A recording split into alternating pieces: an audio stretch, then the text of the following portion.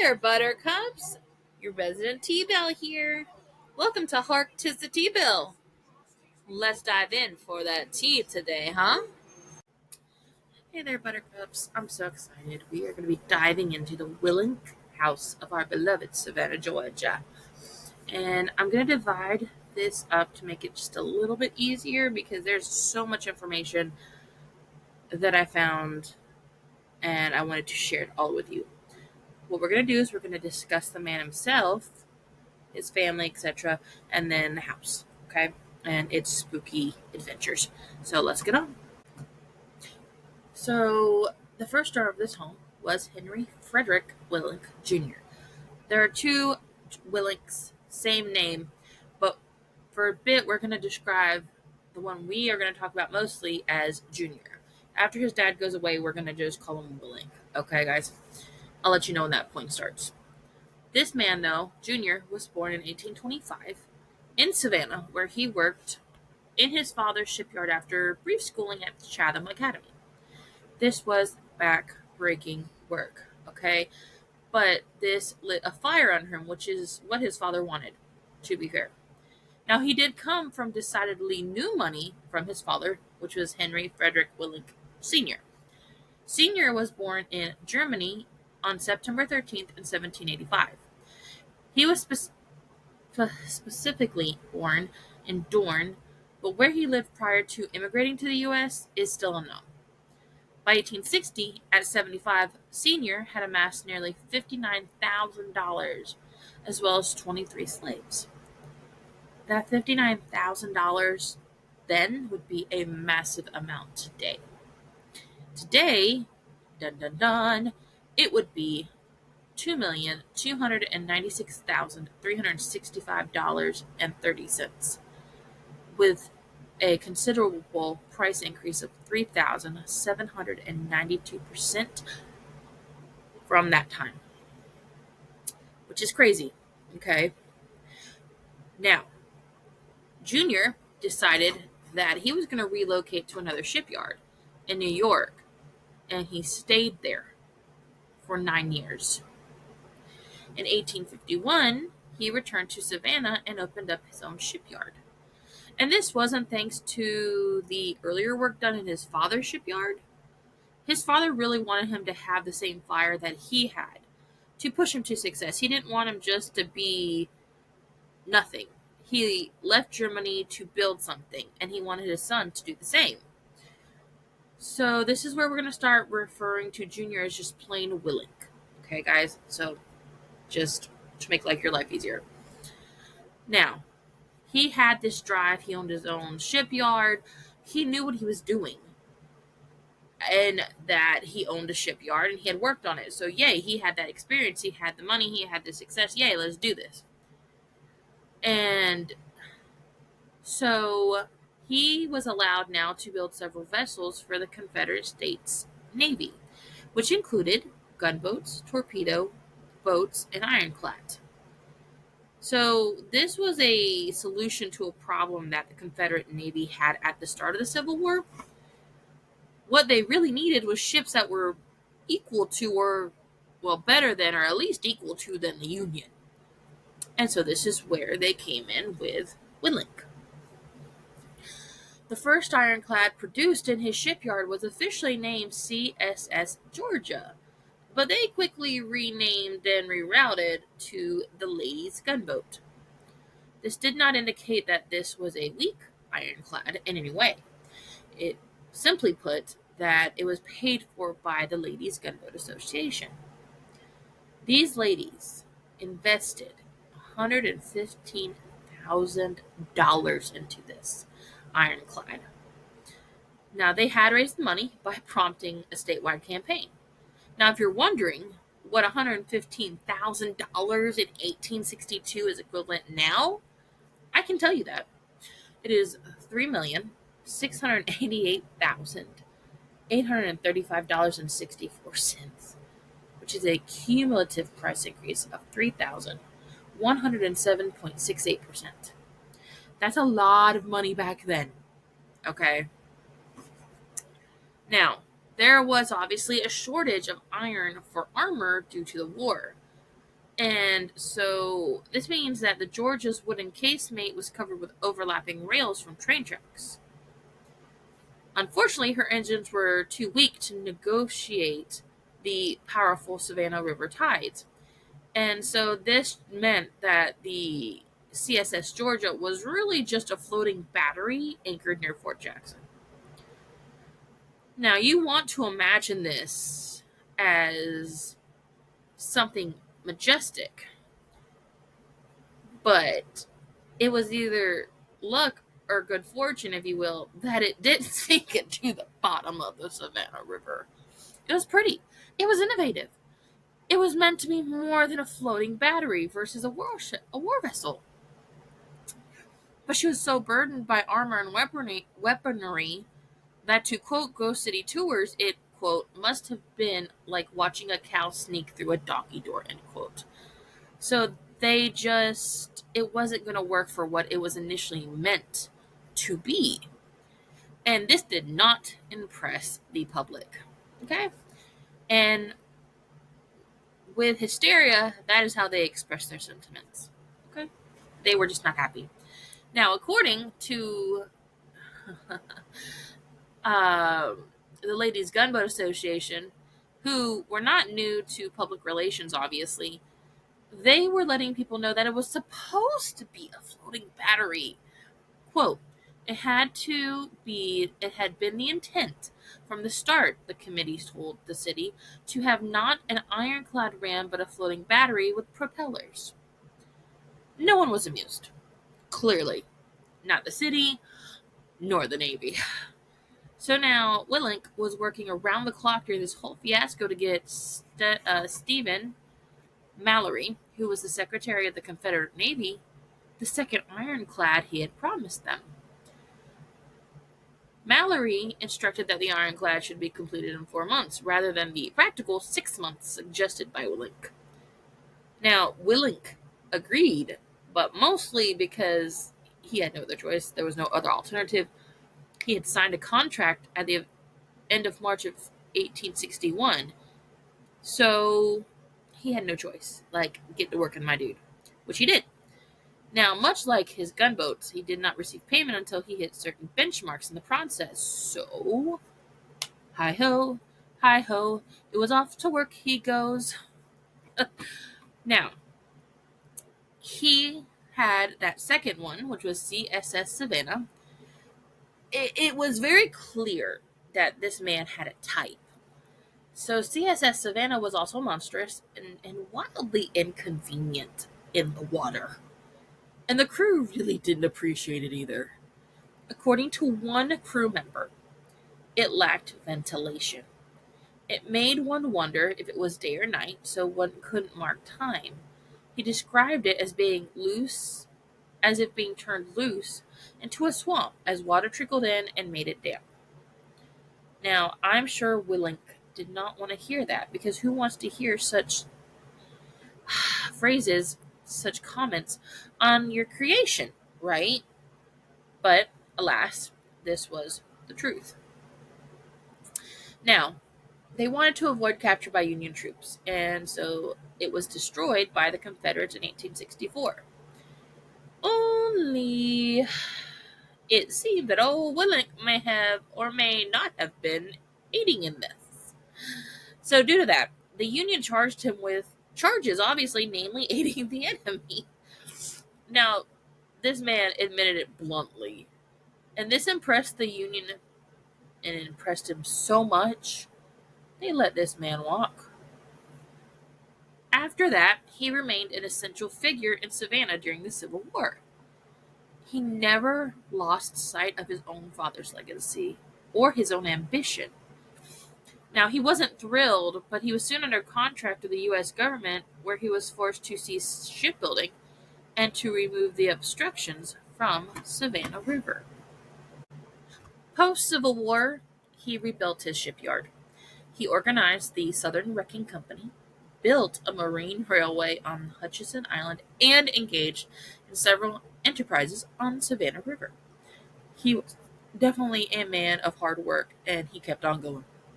In the 1870s, he became manager of the Savannah Dry Dock Company, In 1877, he was elected an alderman of Savannah, simply put, an elected member of a municipal council.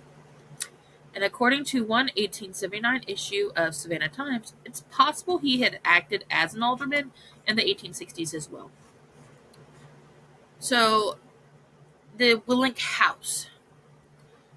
So, in the beginning, it was moved from its first location from south of Oglethorpe Avenue at the corner of Price and Perry Streets. When it was built, we still cannot confirm.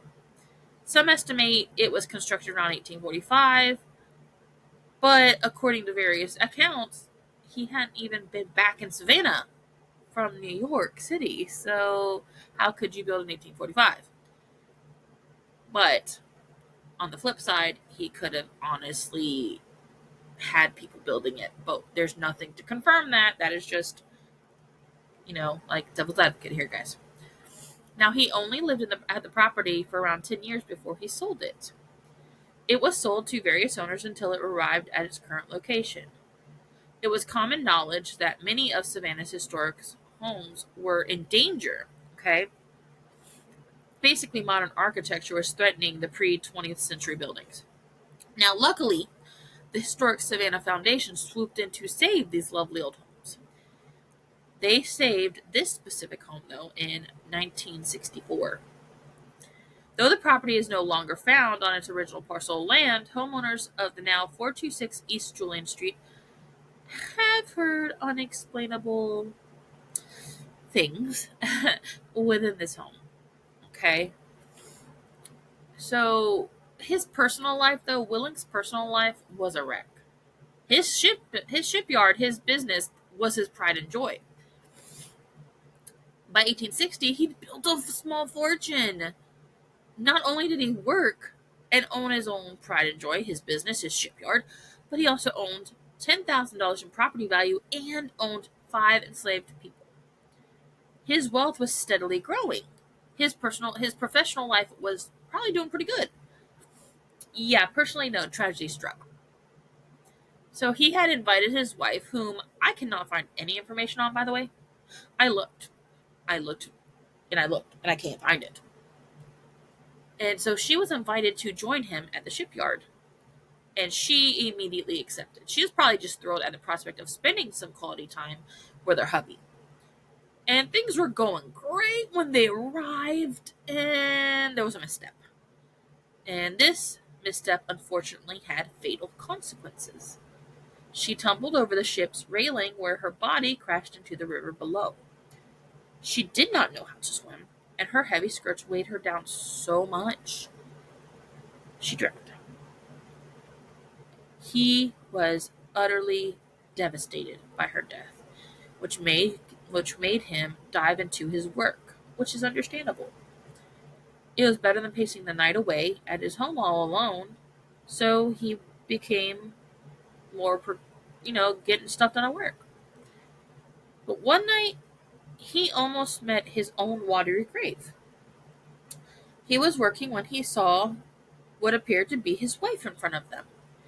Pure shock tore through him as he knew she was dead.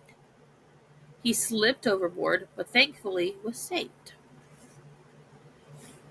So it would become understandably just well known that the slamming door shutting behind him as he stormed out of his house was common.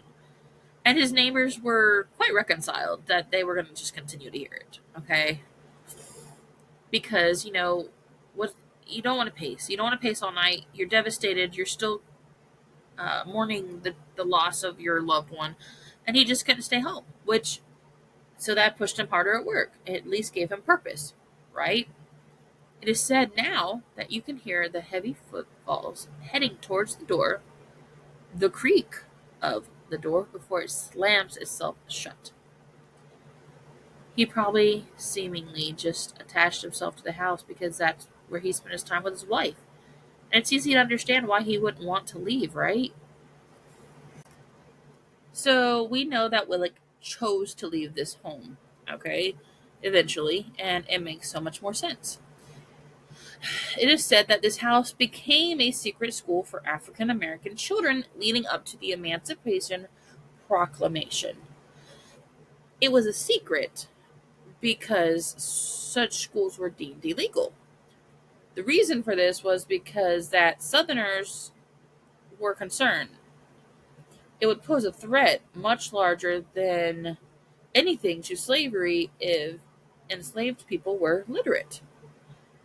This wasn't also the only reason that they had fears. They feared that groups could share ideas and challenge important parts of their life, something like, I don't know, slavery. So, city officials criminalized any gatherings of African Americans, enslaved or free. Which makes sense because they're going to be threatened by changing their lifestyle that helps them be on top. So that makes sense. And as an edit, we all know that when a group of people get together, you can clearly see how groups can inspire change. We all say it takes one, and that's true because one has to start it. It is simply one having an idea and passionately, persuadingly speaking to others to allow them that same belief. So that would make a lot of sense too as to why the Southerners were fearing the uprising of a group of people they feared with idealistic views on, and probably fair views because no one should be enslaved. And they were fearful of that. This house becoming a secret school was going to be technically a crime at that point. Now, according to legend, a white female teacher was teaching them math and reading skills to help the enslaved children in their life. And the way she did this was actually pretty smart. She was rewarding, or bribing if you ask some, to have them solve problems correctly. There was no other reward for this teacher than just the pure joy of watching her pupils learning. I promise you. I'm sure their teachers would agree that this is a huge part of why they decide to teach. For my own experience, it was heartening to see my pupil understand what I'm showing them. It was even better to see them repeat what I had taught them because that meant they were listening. That meant that I wasn't wasting my breath. That meant that they were actually taking what I was doing seriously. Now, for reference, I was a substitute teacher and a teacher assistant. I was also a tutor. And I'm not the sub that was just gonna not do anything. If I could help you, I would. But if I couldn't, well, you were on your own. But I would do my best. Okay, if I didn't obviously know how to help you, that was just beyond what I could do at that moment. But because I was a sub, I was in many classes. So that being said, I could help you possibly in another class. And maybe I could just be somebody you could trust, say, hey, I'm having a bad day or something. Or, that's just a teacher. You become, even though you're teaching them, you're, how do I put it? Not a mentor, but you're a safe adult, I guess. I don't care what age, high school, middle school, elementary school, doesn't matter. Everybody needs a safe adult at that age.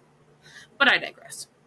Now, it was, of course, no shock that a good deed would go unpunished, right? The school was found out, and she was given a choice. She could accept the fine, she could be arrested, or she could be exiled from Savannah forever. Now, this broke her heart, but she said her goodbyes to her students for the last time. In her lifetime, it said she never returned. But in her afterlife, the same can't be said. She also accompanies Willink in this home. And how do we know that? You can catch the scent of candies. In addition, owners swear they found sweets appearing as if in rows of math problems. This woman put her life on the line to do the right thing. Makes sense to me that she'd return for, her afterlife. The question here really is, did any of the children stay, or do they visit in their afterlife as well? And with that, sometimes candy can be found in odd places. It can be found moved from the kitchen to other rooms. And this begs the question, is this the children allowing their presence to be known by whomever's in the home? Like, actually in the home, not just spiritually. Whatever the case, this home holds many souls who have all distinct quirks. And it seems to be a well-rounded home. And it has served many a purpose. From the man who apparently loved his wife so much that he just couldn't take her loss very well, to the woman who potentially was trying to educate young enslaved African American children to help them better in life. Whatever the case is, you see people with ambition, with drive, with passion to do what they need to do in life to be better and help their community be better. And to that, I salute you all.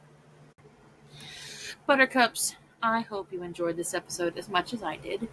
And if you did, and you have comments or questions or even suggestions on what we should be talking about, which I would totally go for, you can email me at harktisthetebelle@gmail.com. You can find me on Spotify, YouTube, and the Facebook. All right.